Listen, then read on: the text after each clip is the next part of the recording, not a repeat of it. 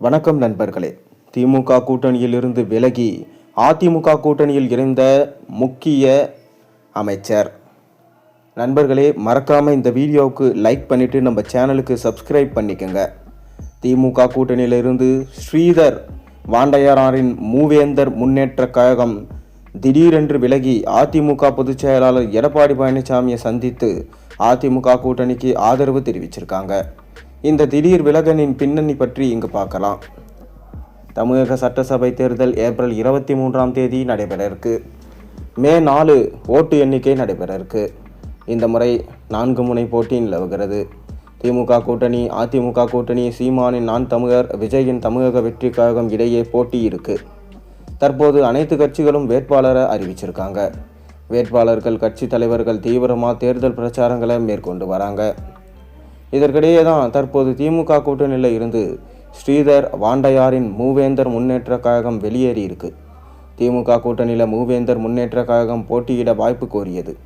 இது தொடர்பாக திமுகவின் தொகுதி பங்கீடு குழுவுடன் பேச்சுவார்த்தையும் நடந்தது. ஆனால் திமுக எந்த தொகுதியையும் ஒதுக்கலை. இதனால் மூவேந்தர் முன்னேற்ற கழகம் திமுக கூட்டணியிலிருந்து வெளியேறிக்கு. இதனையடுத்து அந்த கட்சியின் தலைவரான ஸ்ரீதர் வாண்டையார் தனது ஆதரவாளர்கள், நிர்வாகிகளோட ஆலோசனை மேற்கொண்டார்.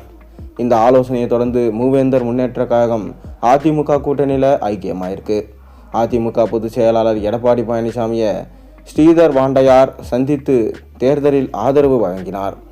மூவேந்தர் முன்னேற்ற கழகம் அதிமுக கூட்டணிக்கு ஆதரவு தெரிவிப்பது இது முதல் முறை அல்ல. கடந்த 2021 சட்டசபை தேர்தலில் அதிமுக கூட்டணியில் மூவேந்தர் முன்னேற்ற கழகத்திற்கு கும்பகோணம் தொகுதி வழங்கப்பட்டது. கும்பகோணத்தில் அதிமுகவின் இரட்டை இலை சின்னத்தில் ஸ்ரீதர் வாண்டையார் போட்டியிட்டு தோல்வியடைந்தார். ஸ்ரீதர் வாண்டையார் மொத்தம் 74,674 ஓட்டுகள் வாங்கிய நிலையில் திமுக வேட்பாளர் அன்பழகன் 96,057 ஓட்டுகள் பெற்று 21,383 வாக்குகள் வித்தியாசத்தில் வெற்றி பெற்றார். தற்போது இந்த தொகுதி அதிமுக கூட்டணியில் பாஜகவுக்கு ஒதுக்கப்பட்டிருக்கு. பாஜக சார்பில் MKR அசோக்குமார் வேட்பாளராக போட்டியிடுகிறார். திமுக சார்பில் சிட்டிங் MLA அன்பழகனும், பாமக ராமதாஸ் அணியிலும் ஸ்டாலினும், நாம் தமிழர் சார்பில் ஆனந்தும், தாவேகா சார்பில் வினோத் என்பவரும் போட்டியிடுறாங்க. முன்னதாக தமிழக வாழ்வுரிமை கட்சியின் தலைவர் வேல்முருகன் திமுக கூட்டணியிலிருந்து வெளியேறினார். அது மட்டும் இல்லாமல்